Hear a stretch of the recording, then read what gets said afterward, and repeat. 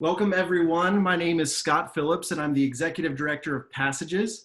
For those joining us who are not alumni of our program, who aren't familiar with what we do, we're a nonprofit organization that takes Christian college students to Israel to discover the roots of their faith, introduce them to modern Israel, and help to develop the next generation of Christian leaders.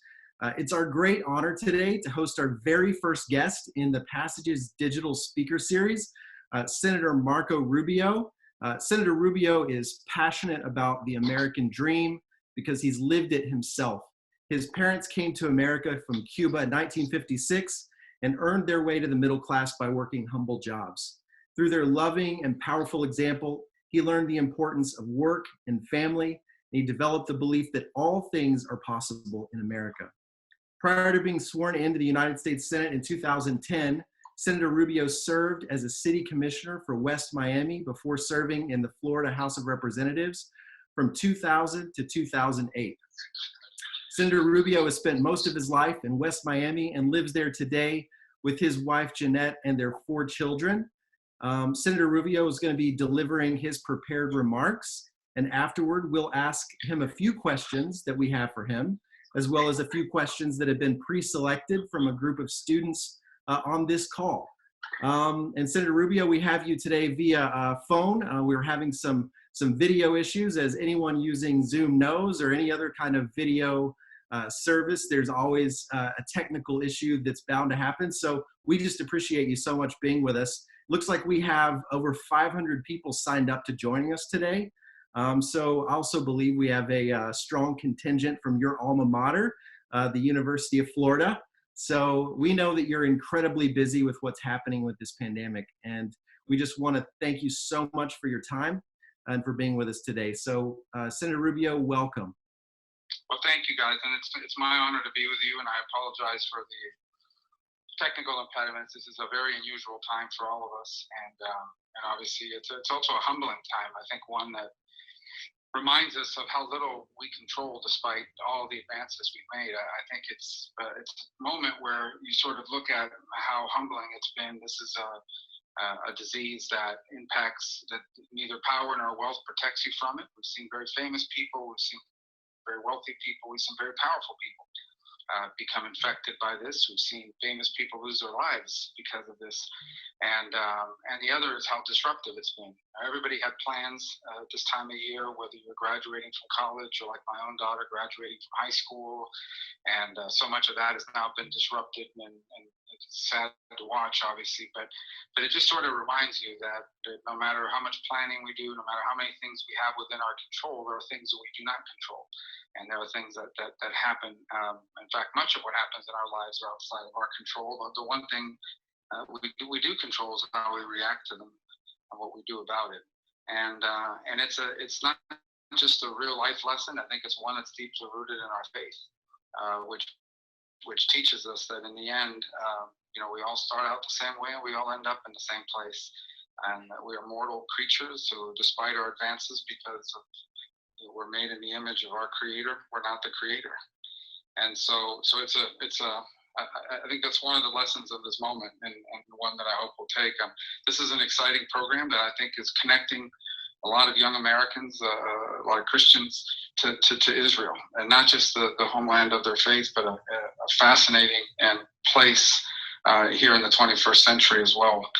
I say fascinating for a couple of reasons. The first, I always start out by reminding everybody it's the only nation on earth that was created by the international community and for a very specific purpose.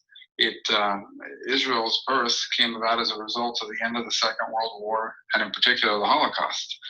I recently had an opportunity earlier this year to visit Auschwitz I and II for the first time ever. I'd never been to any of the sites of a former concentration camp. And as we were doing our visit, one of the people that was traveling in the group, asked a question. Why didn't people leave when they knew that this was happening, or why didn't they flee before it happened? And it's a complicated question. In many cases, we're talking about families that have lived in these communities for generations and had faced waves of anti-Semitism in the past. Obviously, nothing like this that would rise to this level. But so for a lot of people, they didn't leave because they were leaving home and family and everything behind. But the truth is, there was nowhere to go. That was a fundamental issue. Is where would you, if you left, where would you go? It wasn't exactly like all the countries in the world were rolling out to welcome that, and it was certainly not a Jewish homeland to be able to go to. And so, in many ways, the birth of Israel was the result of the Holocaust and a very specific answer to a question, and that is that never again would there not be a place for the Jewish people to go if they confronted anything as horrific as that or like it. So that's the first thing that I always remind people of. And then the second thing that comes to mind is, from a geopolitical perspective, it is the only pro-American, free enterprise democracy in the entire region. There are other countries that we have alliances with. There are other countries that have vibrant economies, but there is none that is all three of those. It's pro-American, free enterprise, and a democracy. And I would argue that if there were more nations like that, in the Middle East and in the region, then the world would look very different, and so would our foreign policy. So that's the second part of what always comes to mind when I think about it. And then the third is just the sheer miracle of it. In addition to the challenges that Israel faces and continues to face, both threats to its existence and its safety and well-being from its neighbors, and now this increasing effort internationally to sort of stigmatize the Jewish state, it is the fact that at the end of the day, it is geographically, and it's one of the first things that becomes pretty evident when you get to visit. It's a very small country. Geographically, at its narrowest point, I believe it's about 9 miles wide. So it's a very small nation in terms of geography. And it also doesn't have extraordinary abundance of natural resources, like some of its neighbors might have, and natural gas, oil, things of that nature. And so it's had to, in many ways, build its economy on the basis of innovation. And so it's an incredible leader in global innovation, both in the technology space and in the medical space, and it had to fuel its economy that way. And it's also quite a diverse country, although it has its mandate to be a Jewish state because that's what it was created to serve as. It is a place that has Jews that have come there from all over the world, including from Africa, from Europe, and from beyond. But it also has vibrant communities of Arab Christians and others who live within the country and participate in its processes. So it's an incredibly interesting place in that regard. But the threats the country faces today are as great as they have been in its modern history. Everywhere you turn, there is either tumult or there is a threat, be it Iran, be it what's happened in Syria with ISIS and the Assad regime and its links to Iran, whether it's from Lebanon, whether it's the fear, there's always the fear that something could happen in Jordan that would destabilize that alliance, or what's happening in Egypt before that could destabilize that. So it's a country that lives under constant threat that in many ways are real when you see reports about rockets being fired into population areas and so forth. And then, of course, the international threats that come from efforts to boycott industries and companies to sort of economically cripple the nation. So you sort of come to realize very quickly all the challenges. It's truly, in many ways, not just a nation of startups and innovation. It's also an underdog nation, one that has constantly had to fight for its survival, for its well-being, under, I would argue, not just extraordinary international threats and challenges, but also, in many cases, unfair coverage and treatment, both in academia and in the media. So that's why visits like the ones many of you have already taken are so important, because it sheds light on the true nature of what's going on there, what it's all about, and what the challenges truly are, and provides a little bit more perspective. I think that the last point I would raise is that Israel is a place that has a very vibrant democracy, and if you spent your time there any time watching the media or watching the coverage of its politics, you would notice that its politics are rough and tumble. I would say in many ways rougher than ours here, and the media coverage there is not just widespread and free, but pretty intense across the ideological spectrum. So from a political perspective, it's a very competitive place in terms of different ideas and thoughts and points. So I would only close. I mean, I want to answer any questions you have, Sure. obviously, on any of these topics, but but I just want to thank you for the opportunity to address you a little bit in the middle of all of what we're facing here, and we look forward to answering any questions you have. Absolutely. Thank you so much, Senator. Those are inspiring remarks. You're obviously an incredible friend of Israel.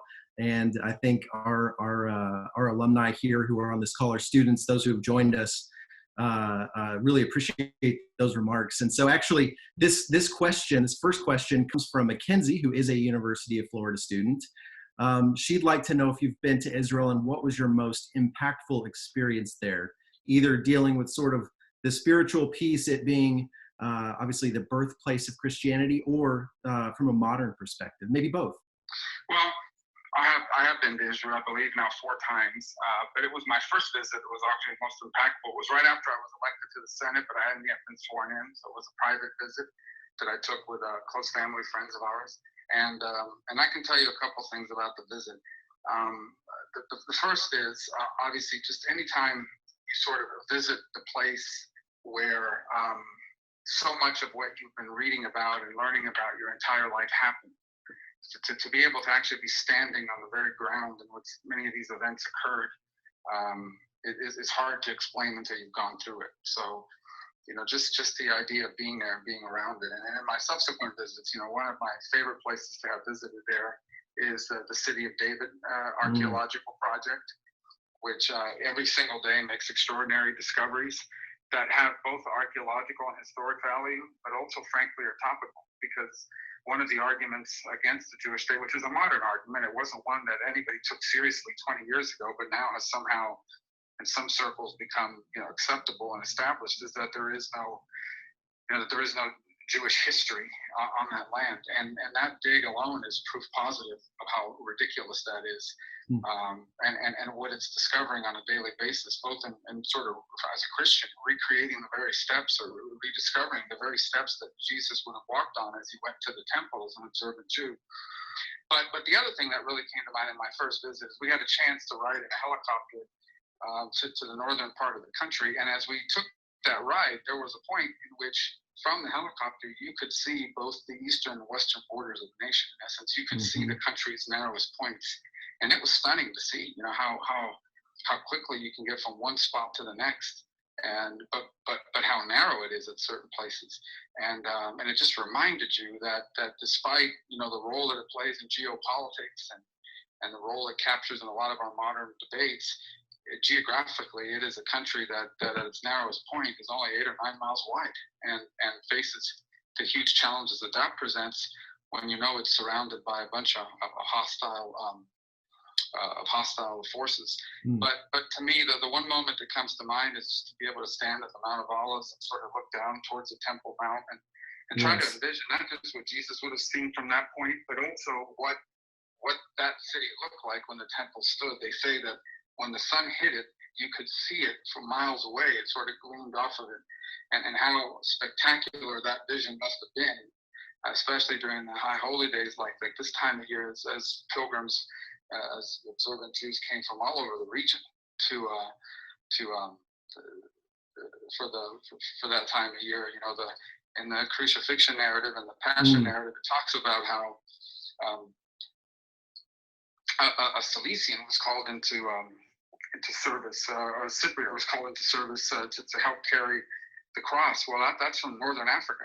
That was a Jewish community there, and that he would have come from. So that sort of, you had people from all over the region sort of descending on that city a few times a year, and how spectacular it must have been as they headed towards it to see that image of the temple. Absolutely, yeah. It's a phenomenal sight. Jerusalem looking out from the Mount of Olives is always, from so many different perspectives, obviously from a biblical perspective, just looking at that city and realizing that really the whole story of our Christian faith, and obviously a big, a story of in the Old Testament, the Jewish faith as well, all happened, a lot of it happened right before our eyes as you're looking out on Jerusalem. And so, speaking of faith, and you identify yourself as a Christian, as a Christ follower. I'm a follower of yours on Twitter, and I love reading your Bible verses every day. Those are incredibly inspiring and encouraging. And today, the verse that you tweeted out was from Isaiah chapter 50, verse 5. And it says, "The Lord God opened my ear. I did not refuse, did not turn away." And so, how would you say that this current health crisis has impacted your personal faith? Well, that's a great question. I think the first thing I go back to my statements when we opened up today, and that is that sort of it's a humbling experience because um, this is a threat, a disease that doesn't care if you're elected to the U.S. Senate, doesn't care, what your people think about you, whether they like you or not like you. It doesn't discriminate in terms of who it targets. So I know me and my family are no safer from this than anybody else. And in fact, you've seen members of Congress infected, but you've also seen now a head of state in ICU, Boris Johnson, who we hope Yes. recovers. And so what it sort of reminds you, I think it's a very humbling experience that a lot of the things we put our treasure in on this earth, be it wealth, fame, position, power, prestige, none of these things can protect you in the end. They don't really matter. So it sort of reminds you of what really matters and what doesn't. I think the second element of it, obviously, there's been huge impact on our economy and on the individual lives of a lot of people. Mm-hmm. But I also think it has, and I hate to use the word forced, but it has sort of brought many families together under one roof. I have spent more time with my family over the last week than I probably have over the last year. Right. And I think that is one of the few silver linings that this has brought. And so I think that certainly has been impactful. And then I think the third is that it really reveals vulnerabilities in our society, even more so than you would see in normal times. Because in addition to the impact it's having on our economy, it's having a particularly powerful impact on people who don't make a lot of money to begin with, or people that are struggling with health conditions, and for whom this has been really impactful. And I think about some of the inner cities in our country where we're asking people to stay at home, but staying at home in many cases involves densely populated housing units in which no matter what they do, they're exposed to a lot of people.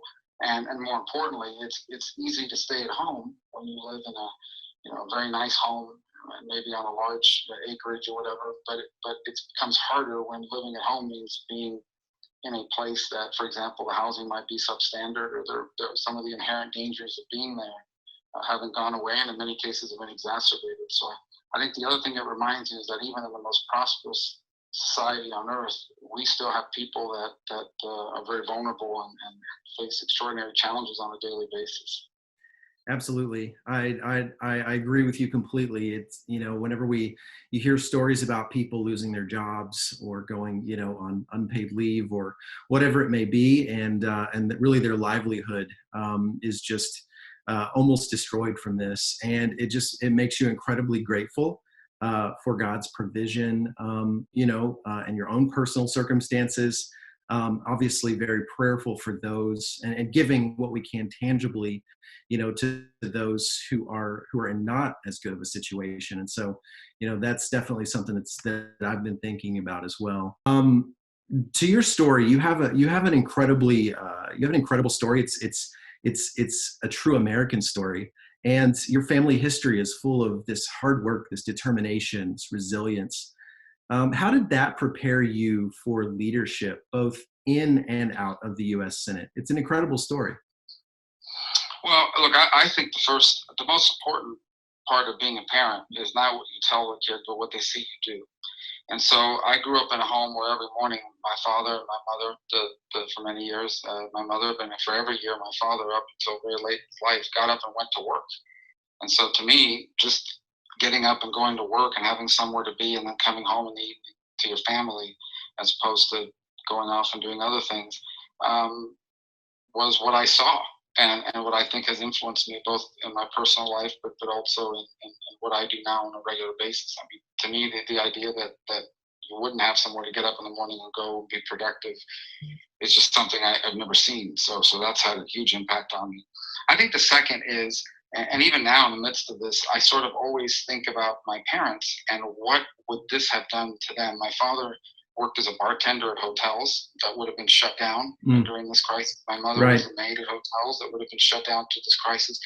What would our lives have looked like growing up had that happened back then? Absolutely. And the answer, both my parents would have been out of work. They would not have been getting paid. They would be the ones trying to get on the unemployment system to try to get assistance. They would be the ones that trying to figure out how not to miss bills, because even if they're giving you forgiveness on them or forbearance, it's ruining your credit. So I think about that a lot. And then ultimately, I also think about me as when I graduated college and law school, and I had $100,000 in student loan debt. And if this had happened back then, I may not have had a job coming out of school. What that would have meant to my finances and to my family, and how that would have set me back by a year or two as a result. So I always sort of, those lessons, it's not something I read about in a magazine. It's things that I lived, and I can sort of apply to what's happening today. And it's one of the things that drives me to do some of the things we've taken up, like helping small business. And it's what has allowed me to work and motivated me to work on some of the issues we try to do to get help to people during this very difficult time. Mm-hmm. Is sort of envisioning what it would have been like had that happened to us back then. It's incredible work that you're doing right now, and all of your colleagues in the Senate and in the U.S. government. So just, on that note, thank you so much for everything you're doing, for everything, all of your colleagues from both sides of the aisle. It's really fantastic. And as Americans, we're incredibly grateful for your service. One of the things about being a leader is really being able to manage stress, to be able to lead effectively during a crisis. How would you say, what are some tips that you would give to, I think, our audience here, students who are emerging leaders, but they are leaders, they want to continue to be leaders. What can you provide us with some tips on stress management for leaders these days? Well, yeah, and I'm not sure I'm the best at it, but I think I've gotten better at it over the years. And I think one of the hardest things to accept in life in general, but certainly in a position of leadership, is that there are things you simply don't control. There's a lot that you simply don't control. I can't control what the weather's going to be today. We can't just hope this pandemic goes away on its own. Some of the challenges we face now, there are just things that are out of our control. So we really, part of leadership is about managing both your energy and your focus on the things that you can control. Now, one of the things you can't control what people think about you. You can't control what people say about you. You can't control what people do to you. What you can control is how you react to those things and what you do about it. So that's the first thing that I would say. And that's hard, because we spend a lot of time and energy sort of fretting over things we cannot control, that it takes away from the things we can. So when you're in a position of leadership, you're going to come across criticism. And if you think it's unfair, being angry about it isn't going to solve it. What you can control is how you react to it, as an example. And sometimes the reaction to it makes it even worse, but it certainly makes it counterproductive. I think that the second thing that I would say about leadership is a lot of it has to do with leading by example. The leadership is not about a position. I've been in plenty of rooms and the true leader is not the person with the highest title, and you can tell who they are. It's because of influence. And that influence is earned. It's not something that people automatically give you. It's something that has to be earned, both through performance and also the way you treat others. And so, leadership is something that needs to be earned. It can't be just because you have the title or just because you've been given a rank doesn't necessarily make you a leader. There's a difference between being inspired and between being able to inspire people to do things and forcing people to do things because of your title. And so what you want to be is the kind of leader that people do things because they trust you and they are inspired by what you're saying, as opposed to a leader who's forcing people to do things because of your power over them. So that's the second aspect of leadership that I think is important, that I always talk about and put in front of people. And those are two things that I think would serve people well and as they pursue positions of leadership or are placed in positions of leadership. True leadership is about being able to influence how people act because you've earned that. You've earned their respect and their trust. That's right. And you can't control things you can't control. You got to focus on the things you can control. The last one, I don't want to go too long, but the last one's important, and that is great. The key to a lot of things in life is failing. I always think you can give two. There's an anecdote I heard from in another place. I can't place it right now, but basically it comes down to two people are given certain things. So let's say two people are given, $1,000, and one of them has been given $1,000, the other one earned $1,000. And what's the difference? They both have $1,000. Well, the difference is the person who earned it probably learned something along the way. The person who was given it didn't, just kind of got it. So the point of that being is that in life, those disappointments, some of the greatest successes ever, are the result of a series of stunning disappointments and setbacks. And you really learn from those experiences. They are in many adversity, and sometimes is a blessing because it opens the doors to new opportunities, and it also provides learning that becomes very valuable later. And in fact, science is about failure. It's about experimenting on 1,000 things to find the one that does work. So I think that applies to leadership as well. Yeah, thank you so much. I agree. During this time right now, a lot of organizations are having to pivot. Small businesses in general are having to readjust.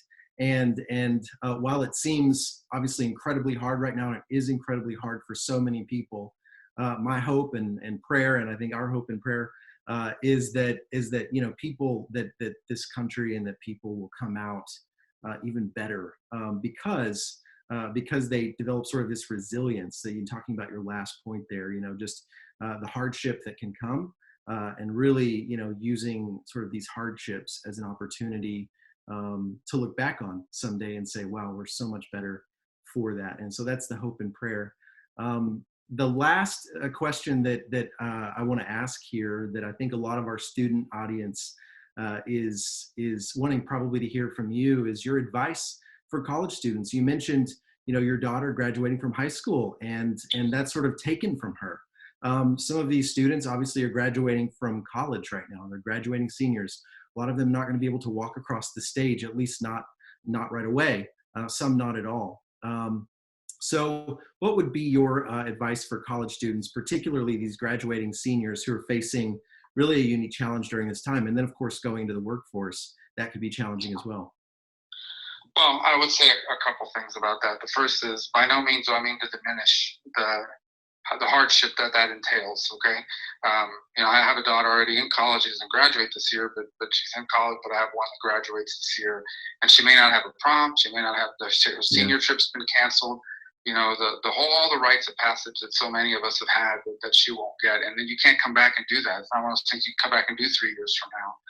I also think it's an important time for perspective. That's right. 70 years ago, similarly situated young Americans, not only they had a graduation, and then they went off to fight in Europe and in Asia in World War II, and some of them never came back. And not so long ago, many young Americans of the same age were drafted into the armed forces and went to Vietnam, and many didn't come back. So we live among a generation of Americans, all of whom went to high school with someone who died in Vietnam. So I think that's important to have a little bit of perspective in that regard, not because what we're facing or what they're facing isn't difficult, but because others have faced difficult challenges, in fact, in some ways more so. So that's important. But the second aspect of it is, the world is going to be a different place after this. The world, our country, our economy is going to be different. You cannot have a global event of this magnitude and the world not change as a result of it. And in many ways, it will be shaped. This will be the sort of unifying common experience of a generation. And in many ways, people would say, well, 9/11 was that, and 9/11 certainly was disruptive and changed a lot of things. But 9/11 and the aftermath of it was a series of individual events and a war on terror and so forth. This is, and not everybody sort of was impacted by it the same way. In the case of this, everyone's impacted by it.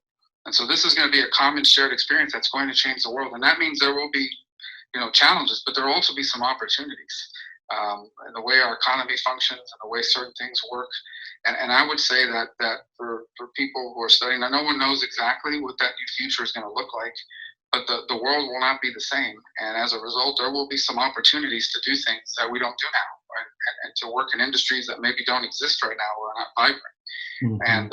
And I would be on the lookout for that sort of thing, and what your role is and what you can do in this new world that's yet to take shape, that helps you sort of fulfill your professional and personal ambitions.